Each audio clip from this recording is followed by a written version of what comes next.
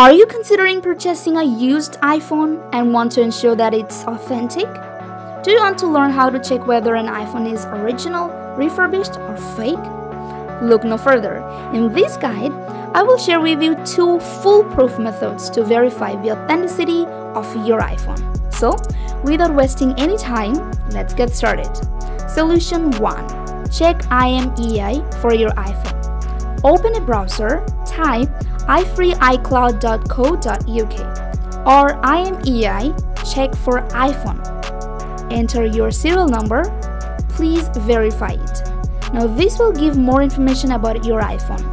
Now check whether this device has been repaired or not. Solution 2. Check these standard settings. First open setting, then scroll down, tap about.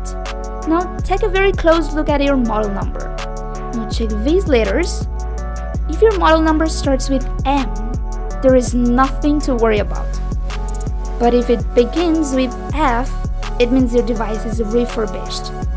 Or if it starts with N, this iPhone is a replacement device.